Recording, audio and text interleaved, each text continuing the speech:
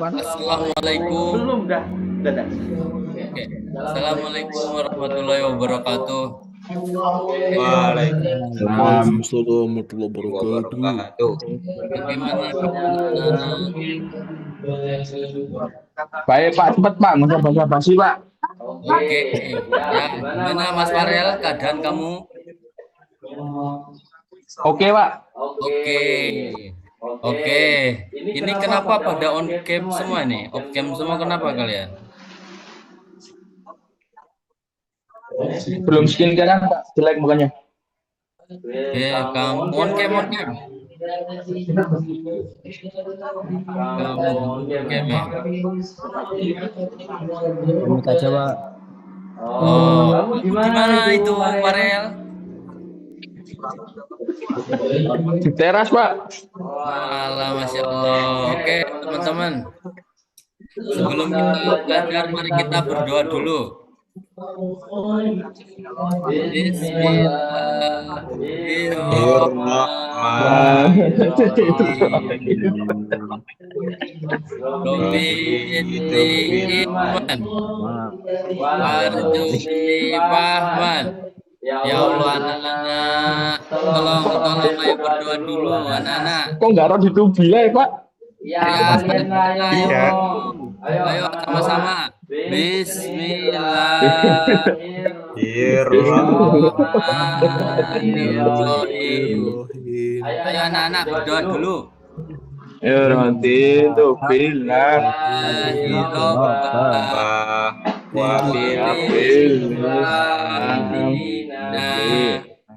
Wabim Muhammadin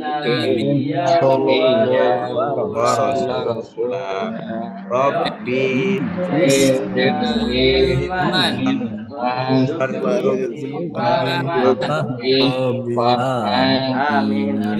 Ya Allah, ya Tuhan kita dengan mengucapkan doa kita diberi ilmu yang bermanfaat. Ini segala doa aku. Oke teman-teman, sekarang kita akan belajar dengan mata pelajaran Al-Quran Hadis.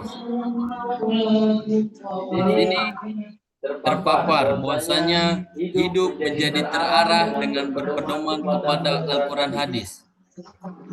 Oke, sebelumnya ada yang tahu nggak apa itu Al-Quran Hadis? Ayo, jongkok. Kamu paham guys? Halo? Oh, Bapak absen dulu ini. Kamu main-main terus ya? Bapak kasih nilai nanti. Oke, yang pertama. Mirza Muhammad Farel. Oi, datang Pak. Sopan nih. Sopan Pak iya. Dipanggil ayah, kamu punya adab enggak? Waduh, maaf Pak. Ya, saya panggil ya. Kamu sekali lagi, saya skor kamu. Ayo, Mirza Muhammad Farel. Dir. Ini siapa ini jongkok nih? Jongkok siapa? Nggak tahu, Pak.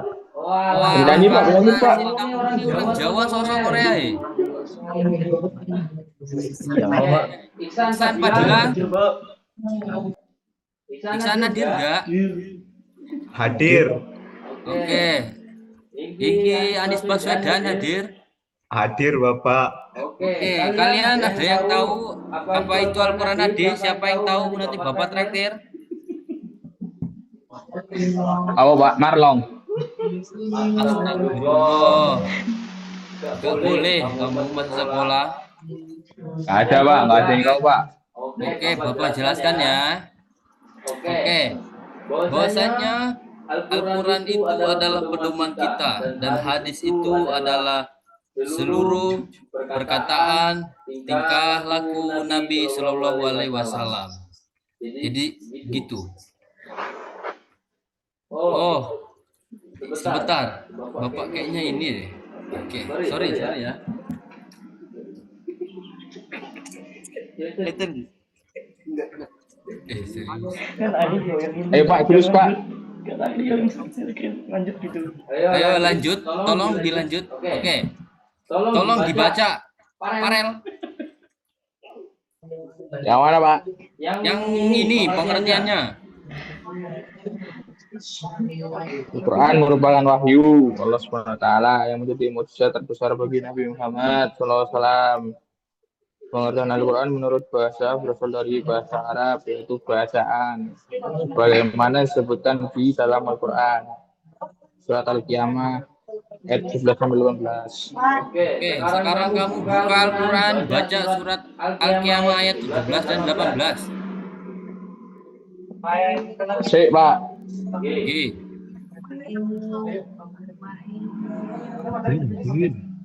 Yang lain disimak temannya. Ayo. Toh. Astagfirullah. Kamu benar. Masya Allah. Dibaca, Pak. Ya, nggih, cepat dibaca. Bismillah. Inna laina samahu wa qur'ana. Wa idza qara'na fattabi qur'ana. Kamu lolos BTA bukan toh? Hah? Kalau ini saya, Pak. Kalian jenengan sih kalau ini. Gedab. Kalian Rahmat. Oke, dilanjut. Wasit, kamu jelasin bagian-bagian Al-Quran. Hadir. Coba kamu jelasin. Gak jelas, Pak. Oke, saya jelaskan dulu biar jelas ya. Jadi bagian-bagian Al-Quran ini, Al-Quran dibagi dalam 554 ruku, yaitu bagian yang terdiri atas beberapa ayat. Surah yang panjang, seperti surah Al-Baqarah, terus berisi beberapa ruku. Sedangkan surah yang pendek hanya berisi satu ruku, seperti Al-Ikhlas, An-Nas, dan Al-Falaq. Dongkora. Iya, Bapak. Tanya, Bapak. Langsung digeser slide-nya, Mas. Kalau misal 554 ruku, Oke. sisanya sama sujud itu bagian Al-Quran apa bagian sholat, Bapak? Pak, main-main Pak ini, Pak. Saya jelaskan dulu ini memahami Al-Quran kamu ya. Kamu jangan main-main semuanya di sini. Ya maaf, Pak. Ya, saya jelaskan dulu. Diam semuanya. Iya. Memahami Al-Quran. Nama-nama Al-Quran menurut Imam Jarkashi, salah satu pimpinan Pondok Modern Gontor, dan Imam Suyuti, dalam kitab Al-Itqan disebutkan bahwa Al-Quran mempunyai 55 nama. Bahkan dalam ensiklopedi Islam untuk pelajar disebutkan ada 78 nama bagi kitab suci Al-Quran. Adapun beberapa nama Al-Quran yang menunjukkan kebenaran, sini terlihat, kelihatan kan? Ada Al-Burhan artinya bukti, Al-Kitab artinya salah satu nama bagi kitab suci Al-Quran, Al-Furqan artinya pembeda, Al-Zikir artinya pemberi peringatan, At-Tanjil artinya yang diturunkan. Jadi semua ini adalah nama-nama Al-Quran. Adapun nama-nama lain itu juga boleh kalian cari. Nanti saya kasih tugas PR, kalian harus mencari minimal 10. Ya, sudah paham sampai di sini? Paham nggak? Paham, Bapak. Paham. Oke, selanjutnya. Pak RW, Pak, mesti, Pak. Oke. Coba Rasid, kamu ngerti nggak apa itu hadis? Hadis adalah segala perkataan Nabi, perbuatan, dan semua yang dilakukan oleh Nabi Muhammad SAW. Itu, Bapak. Yang dilakukan apa? Apa? Yang dilakukan apanya sama Rasulullah? Perkataan, Ya. perbuatan, Ya. dan takrifnya. Oke, jadi teman-teman ya. Jadi hadis menurut bahasa Arab artinya baru atau al-jadid, muda, cerita, dan riwayat Nabi. Adapun menurut istilah sebagai berikut. Segala perkataannya Nabi, perbuatan dan ihwalnya, sementara para ulama mengusul ialah segala perkataan Nabi Muhammad SAW, perbuatan dan takrirnya yang berkaitan dengan hukum syara dan ketepatannya. Dongkora, bangga. Oke. Yes, I am Jungkook. Paham ya? Tolong digeser, Mas. Oke. Di sini ada bagian-bagian hadis. Yaitu yang pertama ada sanad.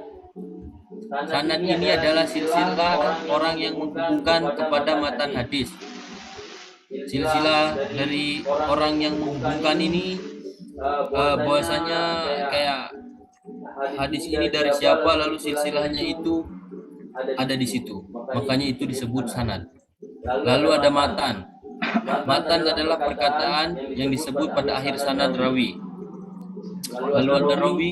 Rawi adalah orang yang menerima hadis kemudian mengumpulkannya dalam suatu kitab. Jadi seumpama nih, Mas Farel. Mas Farel adalah orang yang menerima perkataan dari Mas Rosid atau Mas Iksan, gitu ya. Lalu Mas Farel mengumpulkannya dalam satu buku, kitab atau catatan apapun, lalu itu dikumpulkan jadi satu menjadi hadis. Itu bangga. Pak, izin Pak. Apa? Izin. Mau kemana? Kamar mandi Pak, mau izin haji saya. Ya, cepat. Oke, selanjutnya Mas, slide-nya. Oke, selanjutnya ini ada fungsi Al-Quran hadis. Di sini fungsinya terpapar sebagai petunjuk pedoman dan rahmat bagi orang yang meyakininya, sebagai penawar bagi segala macam penyakit, sebagai kabar gembira dan peringatan, sebagai pembenar dan penyempurna kitab yang lalu, sebagai pembeda antara hak dan yang batil, Al-Quran sebagai penerang atau hidayah. Jadi fungsi Al-Quran bagi kehidupan manusia sebagaimana dijelaskan dalam Al-Quran itu sendiri. Di antaranya yang tadi saya jelaskan tadi. Jadi Al-Quran itu bisa dijadikan pedoman hidup. Makanya kalian jangan banyak nonton TikTok. Makanya baca Al-Quran biar hidup kalian makin oke. Juga Al-Quran itu sebagai penawar bagi segala macam penyakit. Kalau kalian punya penyakit hati, makanya itu biasanya kalian kurang baca Al-Quran. Mas Iksan, kamu mana aja? Baru nongol. Terus juga bahwasanya Al-Quran ini menjelaskan kabar gembira. Bahwasanya kita sedang sedih itu bisa dijelaskan di dalam Al-Quran. Bahwasanya ada penenangnya. Lalu ya sebagai pembeda antara hak dan yang batil. Di dalam Al-Quran itu ada. Oke, selanjutnya. Oke, ini adalah fungsi Al-Quran hadis. Jadi hadis ini memiliki beberapa fungsi penting ya anak-anaknya. Satu, mengukuhkan hukum-hukum yang telah disebutkan di dalam Al-Quran. Jadi hukum-hukum yang tertera di dalam Al-Quran, hadis menjadi hal yang menjadi pelengkap, tapi dia mengukuhkan hukum-hukum yang terpapar itu di dalam Al-Quran. Oke, gitu ya. Misalnya di Al-Quran dijelaskan tentang menuntut ilmu, gitu. Di hadis pun dijelaskan tentang menuntut ilmu juga ya. Bahwasanya hukum-hukum di Al-Quran itu divalidasi lagi oleh hadis yang bukan yang tingkatannya rendah tapi tingkatannya tinggi. Apa hadis tingkatannya rendah, Mas Ihsan? Tahu enggak? Aduh, kamu nih nggak ada sinyal kok. Oke, selanjutnya ada menafsirkan ayat Al-Quran yang bersifat mujmal. Ya, jadi di hadis itu kita bisa menafsirkan ayat Al-Quran yang sifatnya mujmal ya. Makanya dengan adanya hadis itu mempermudah kita. Lalu selanjutnya ada membatasi keumuman di Al-Quran. Bahwasanya di Al-Quran itu tidak semuanya umum. Terkadang ada yang signifikan, ada yang tertentu. Ya, soalnya di Al-Quran juga ada menjelaskan tentang mukjizat. Ya, Mas Iksan. Enggak? Kan mukjizat tidak semuanya orang bisa tahu. Pasti orang biasa kayak Mas Iksan, kamu punya mukjizat kok Mas Iksan. Ya, itu. Jadi membatasi keumuman Al-Quran makanya dengan hadis. Lalu menetapkan hukum yang belum disebutkan di dalam Al-Quran. Jadi ada beberapa hukum gitu yang tidak tertera di dalam Al-Quran, namun di hadis itu ada. Tetapi dalam menelaah hadisnya, untuk kita melihat hukum itu baik atau tidak, kita bisa melihat hadis itu tingkatannya. Kalau kalian ingin memastikan tingkatannya itu hadis itu seberapa, kalian bisa buka cek di aplikasi tentang hadis, ataupun kalian tanya kepada guru kalian, termasuk tanya kepada saya ya. Oke? Ini kalian sudah paham belum apa yang saya jelaskan? Paham Bapak. Mas Rasid, fungsi Al-Quran apa? Mengukuhkan hukum-hukum yang telah sebutkan dalam Al-Quran, Bapak. Oke. Mas Anis, apa fungsi hadis? Mas Ades. Fungsi hadis, Pak, Ya, fungsinya apa? untuk membantu menentukan hukum-hukum yang belum ada di Al-Quran, Bapak. Oke, pintar sekali ya. Kamu kayaknya rajin ya, anak baik kamu nih. Aku juga, Bapak, rajin. Ya, semuanya anak bapak baik. Kecuali Parel izin nggak pulang-pulang Parel nih. Saya goib Parel. Aduh, Parel nih. Oke, jadi begitu ya anak-anak ya. Kita penting memahami hadis, juga penting memahami Al-Quran. Makanya dikatakan Al-Quran hadis itu biar beriringan, sejalan dengan logika dan kepercayaan. Gitu. Asik. Kalian harus menjadikan Al-Quran itu sebagai pedoman hidup kalian di masa sekarang dan masa nanti. Sebelumnya kalian tidak menggunakan Al-Quran atau kalian itu dimaafkan saja. Untuk kedepannya kalian harus memahami fungsi Al-Quran dan hadis, karena itu adalah kunci kehidupan. Oke? Halo Parel, Oke, pripun? sudah selesai. Oh ya, dah. Alhamdulillah. Terima kasih, Bapak. Sekarang kamu jelaskan Parel. Mirza Muhammad Farel, Oh, apa sih? kamu sebutkan satu hadis cepat. Innamal a'malu binniyat, Pak. Artinya Segala sesuatu tergantung pada niatnya, Pak. itu riwayatnya siapa? Bukhari wa Muslim, Pak. Hah? Bukhari wa Muslim. Benar nggak Mas Anis? Ngawur. Astagfirullah, kamu tuh belajar orang Mas Farel. Boten, Pak. Kamu Paling sekolah sampai gerbang kok. Ya. Ya ora toh, Pak. Oke, mungkin Bapak cukupkan sampai di sini untuk memahami hadis dan fungsi Al-Quran dan hadis ya. Setidaknya kalian paham basicnya dulu, besok kita akan belajar tentang hadisnya. Oke. Oke, ini karena kan Bapak ini ada kerja lagi keluar atau mau keluar kota dulu ya. Jadi Bapak cukupkan sekian kurang lebihnya. Sibuk. Seberapa ya adik-adikku, mungkin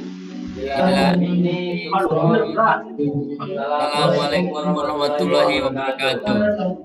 Waalaikumsalam warahmatullahi wabarakatuh. Iya, Pak.